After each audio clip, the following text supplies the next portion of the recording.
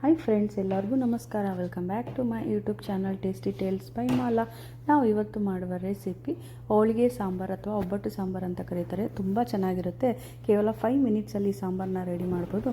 ಈ ಸಾಂಬಾರು ತಿನ್ನೋದ್ರಿಂದ ಮನಸ್ಸಿಗೂ ತುಂಬ ಚೆನ್ನಾಗಿರುತ್ತೆ ಮತ್ತು ತಿನ್ನೋದಕ್ಕೂ ಸೂಪರಾಗಿರುತ್ತೆ.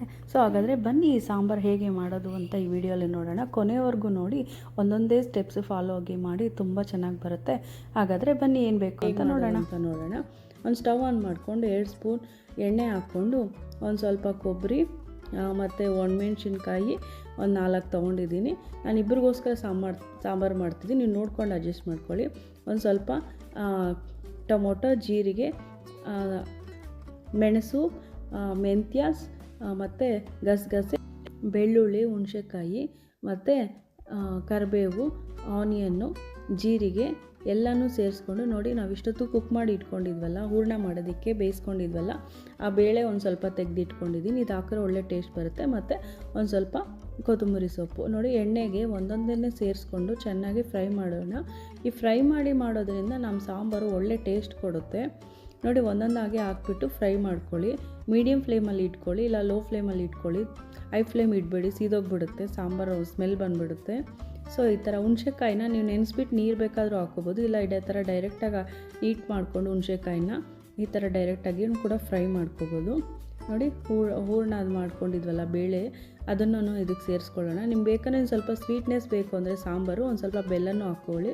ಅದೆಲ್ಲ ತಣ್ಣಗಾದ್ಮೇಲೆ ಒಂದು ಮಿಕ್ಸಿ ಜಾರ್ಗೆ ಹಾಕ್ಕೊಂಡು ನೀಟಾಗಿ ಬ್ಲೆಂಡ್ ಮಾಡ್ಕೊಂಡು ಬರೋಣ. ನೋಡಿ, ಈ ಥರ ನಮ್ಮ ಸಾಂಬಾರು ಮಸಾಲ ರೆಡಿ ಆಗೋಯ್ತಲ್ವ. ಈ ಸಾಂಬಾರನ್ನ ಒಂದು ಪಾತ್ರೆಗೆ ಇಟ್ಕೊಂಡು ಇವಾಗ ಅದಕ್ಕೆ ನಾವು ಹೂರಣ ಮಾಡಿಕೊಂಡು ನೀರು ಬಗ್ಸ್ಕೊಂಡಿದ್ವಲ್ಲ ನೋಡಿ, ಹೂರಣ ಮಾಡಿಕೊಂಡು ಬೇಳೆ ಬೇಯಿಸ್ಕೊಂಡು ಹೂರಣಾಗ ಇಟ್ಕೊಂಡು ಬಿಕ್ಕಿರೋ ನೀರು ತೆಗೆದುಬಿಟ್ಟಿದ್ವಲ್ಲ, ಆ ನೀರನ್ನು ಈ ಪಾತ್ರೆಗೆ ಸೇರಿಸ್ಕೊಳ್ಳೋಣ. ಇದರಲ್ಲೇ ನಾವು ಬೇಳೆ ಬೇಯಿಸಿರೋ ಪಾತ್ರೆಯಲ್ಲೇ ಈ ಸಾಂಬಾರು ಮಾಡಿದ್ರೆ ಒಳ್ಳೆ ಟೇಸ್ಟ್ ಕೊಡುತ್ತೆ ನಮ್ಮ ಹೋಳಿಗೆ ಸಾಂಬಾರು. ನೋಡಿ, ಇವಾಗ ಮಸಾಲಾನ ನಾವು ಗ್ರೈಂಡ್ ಮಾಡ್ಕೊಂಡು ಬಂದಿದ್ವಲ್ಲ, ಅದನ್ನು ಇದಕ್ಕೆ ಸೇರಿಸ್ಕೊಂಡು ನಿಮ್ಮ ನೀರು ನೋಡ್ಕೊಂಡು ಅಡ್ಜಸ್ಟ್ ಮಾಡ್ಕೊಳ್ಳಿ. ತುಂಬ ಗಟ್ಟಿಗಿದ್ರೆ ಚೆನ್ನಾಗಿರಲ್ಲ.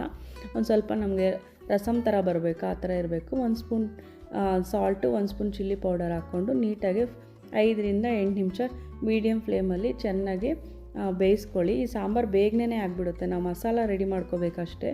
ಒಂದು 10 ನಿಮಿಷದಲ್ಲಿ ಸಾಂಬಾರು ರೆಡಿ ಆಗಿಬಿಡುತ್ತೆ. ಮತ್ತು ಇವಾಗ ಕಟ್ ಮಾಡಿರೋಂತಹ ಕೊತ್ತಂಬರಿ ಸೊಪ್ಪನ್ನು ಮತ್ತು ಕರಿಬೇವನ್ನು ಹಾಕ್ಬಿಟ್ಟು ಸ್ಟವ್ ಆಫ್ ಮಾಡಿಬಿಟ್ರೆ ಸಾಂಬಾರು ರೆಡಿ. ನಿಮ್ಗೆ ಏನಾದರೂ ಈ ಸಾಂಬಾರು ಇಷ್ಟ ಆಯಿತು ಅಂದರೆ ಲೈಕ್ ಮಾಡಿ, ಶೇರ್ ಮಾಡಿ, ಕಮೆಂಟ್ ಮಾಡಿ, ಸಬ್ಸ್ಕ್ರೈಬ್ ಮಾಡೋದು ಮಾತ್ರ ಮರಿಬೇಡಿ. Thanks for watching.